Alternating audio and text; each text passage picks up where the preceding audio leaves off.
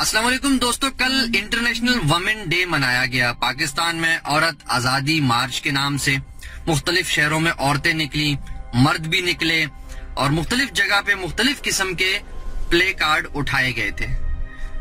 मैं इस टाइम आपसे डिस्कस करना चाहता हूं वो प्ले कार्ड, वो बेहुदा किस्म के प्ले कार्ड जो कुछ मखसूस टोले ने उठाई हुई थी कि जिनको पढ़ के भी शर्म आती है।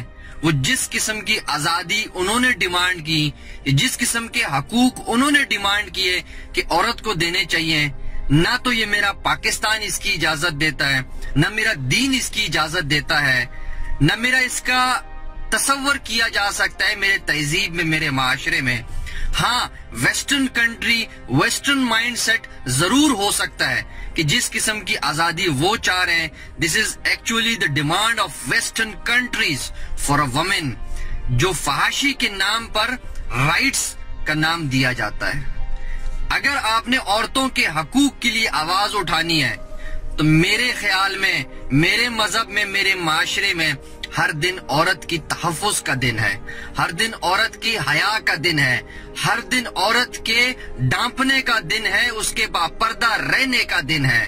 मेरा मजहब मेरे औरत के हकूक देने की बात करता है।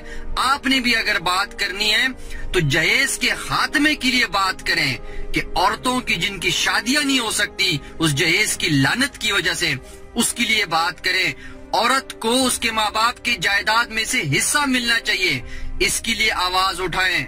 औरत की तहफ़्फ़ुज़ के लिए आवाज उठाएं, उसकी तहजीब के लिए आवाज उठाएं, उसके अखलाकियात के लिए आवाज उठाएं, उसके बापर्दा रहने के लिए आवाज उठाएं।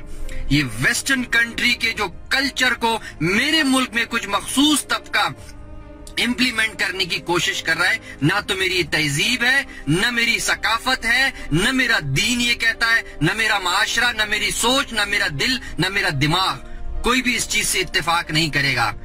तो मैं उन मखसूस तबके के लिए बताना चाहता हूं कि what you are going to demand for is not acceptable, at least in Pakistan और इन इस्लामिक वर्ल्ड्स। इजाजत चाहता हूं, अल्लाह हाफिज।